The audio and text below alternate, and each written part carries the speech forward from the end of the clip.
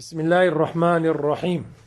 Man salima al-muslimuna min lisanihi wa yadihi. So a true Muslim is such that other Muslims are safeguarded from his tongue and his hands. So it doesn't mean if a person does not have this, he's not a Muslim. But he's not a Kamil Muslim, he's not a perfect Muslim, he's not a true Muslim.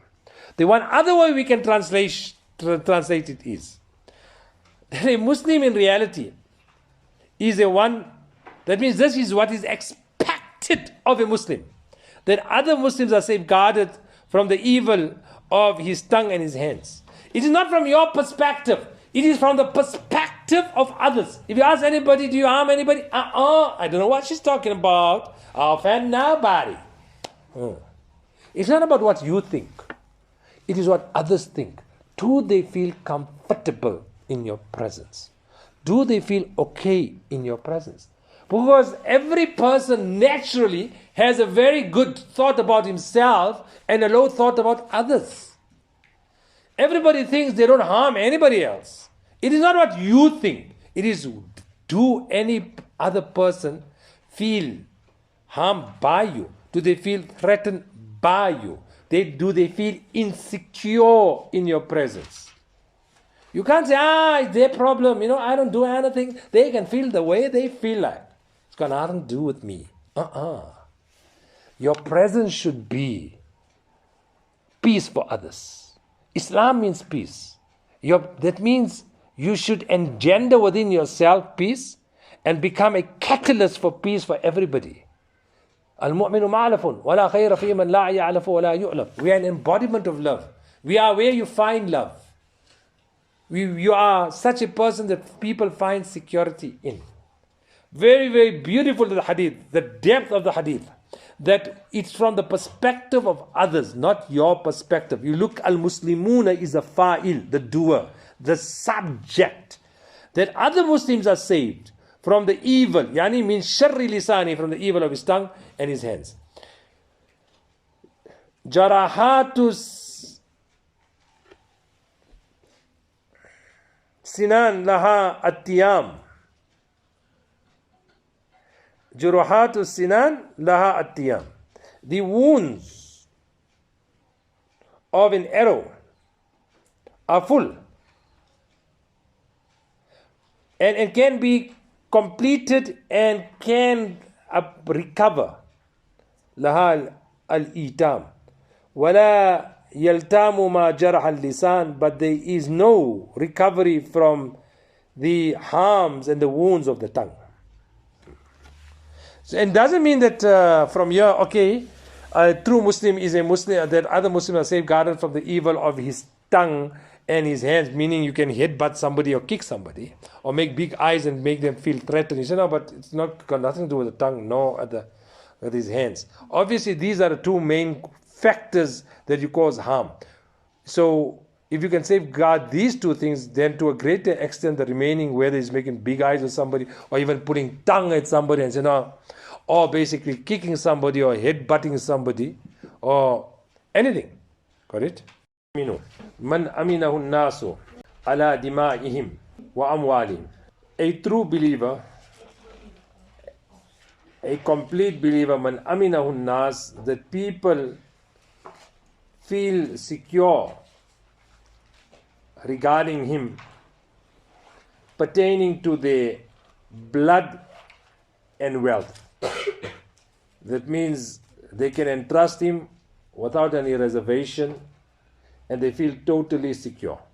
Here again, the point is from the perspective of the other. Generally, every person has this notion or thought that I don't harm anybody, I don't do anything to anybody. But is whether people trust you, whether they feel safe. That means your mannerism must be so impeccable that people feel at ease with you. They feel they can trust you. No harm to them no harm will befall them in regard to their wealth, to their blood. So this is a continuation of the subject matter that was in the previous hadith. Al-Muslimu man salim al-Muslimuna bil-lisani wa yadi. Al-Mu'minu man amina un-nas ala dima'ihim wa amwalihim. Wal-Mujahidu man jahada nafsahu fi ta'atillah. A mujahid, a warrior, a true warrior, is the one that rages war against his nafs, who wages war against his nafs, against his carnal self, in the obedience of Allah. Allah mentions in the Quran al-Kareem, Inna nafsa la ammaratum bisu. The nafs instructs, and the word ammara is isme mubalagha. It's a superlative, it's the extreme, meaning the nafs all the time instructs you towards evil. So what is the asal jihad? To fight against the nafs in the obedience of Allah subhanahu wa ta'ala. So this is a battle that is still death. Because there are two constant things within it that will hold a person back in Allah's obedience. One is shaitan, that is your outer enemy. One is your carnal desire, which Allah refers to will constantly invite you towards evil.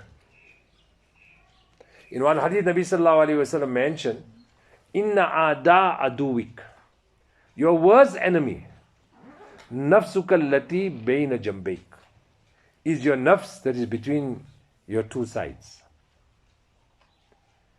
Because it begs the question, who led shaitan astray? How did shaitan go astray? We can understand he inspiring and putting whispers in our minds. So the thing that led shaitan also astray was his own nafs. So therefore, inna ada aduwik, your worst enemy is your nafs that is between yourself. How do I know that what I'm feeling, is it inspired by shaitan or whether it is inspired by my nafs? Shaitan, so to say, is too busy. So what he does, he puts a thought in your mind. Like the hadith, it comes clear that when a person is devoid of dhikr of Allah is very broad, the obedience of Allah. So when shaitan sees that a person is unmindful, negligent, then he sits at the back of a person and protrudes into the heart a whisper and a thought. That is his job. He doesn't do more than that. Then the nafs will take over and continue with the planning, etc. So how to differentiate what is nafs, what is shaitan? Shaitan just puts that flirting thought. It is your nafs that takes the thought. So al-mujahid, a true warrior, man jahada nafsahu fi ta'atillah, who fights against his carnal self in the obedience of Allah subhanahu wa ta'ala. In one battle, when they were returning, it was mentioned that Raja'na, we are returning from min jihad al-asghar ila jihad al-akbar, where they were returning from a battle, and it was said that we are returning from a small battle to a bigger battle. So they're returning on home. What battle at home? The constant whispers of shaitan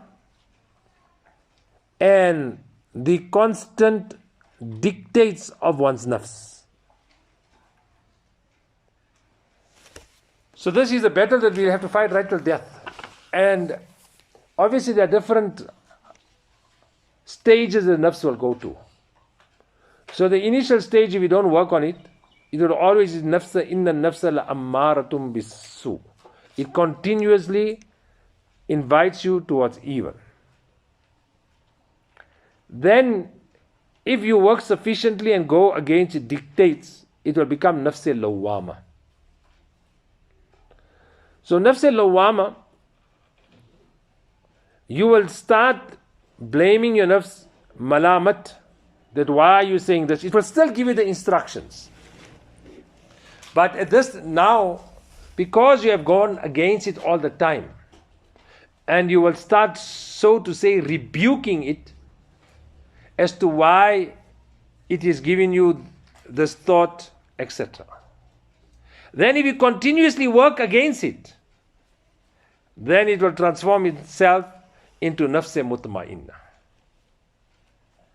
That means when you come onto the hukam of Allah, ala bi dhikrillahi tatma'innul qulub, ala fi dhikrillahi tatma'innul qulub, when you get immersed in the obedience of Allah subhanahu wa ta'ala, the word dhikr means in the order of Allah subhanahu wa ta'ala.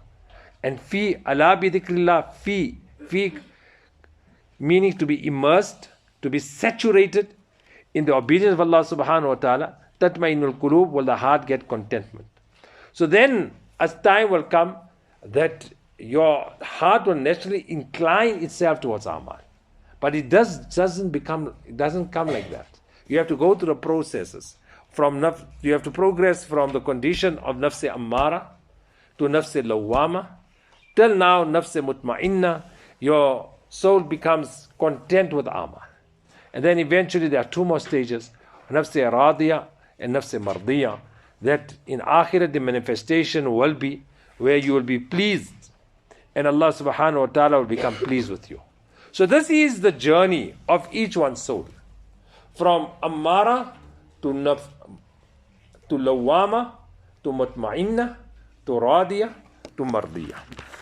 والمهاجر من هجر الخطايا والذنوب, a true emigrant who emigrates from major and minor sins. Now normally hijrat, what is hijrat? Tarku ma tad'u ilayhi nafs sul ammara wa shaitan. To leave what nafs ammara and shaitan invites you towards. Hijrat primarily are of two types.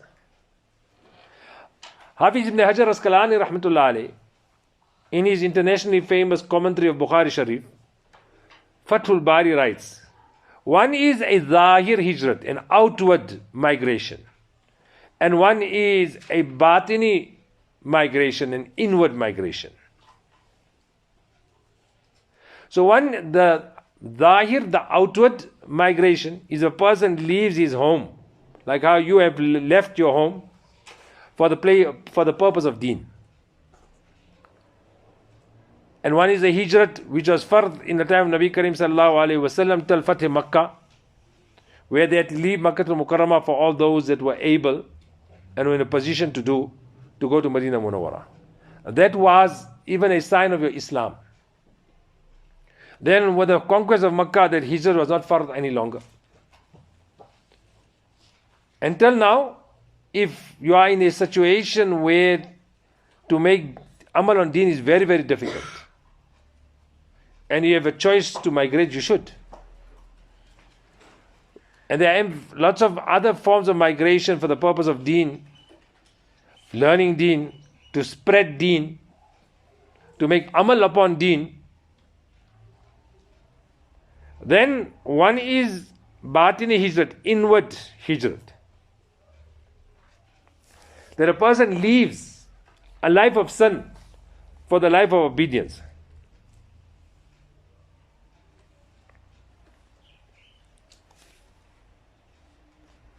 And there were certain Sahaba, because they had valid excuses, that could not make the outward hijrat, but they engage in the inward hijrat.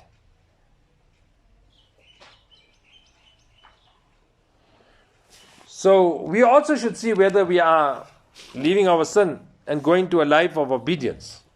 And wal muhajir, a true emigrant, true migrant, is the one that emigrates from major and minor sins.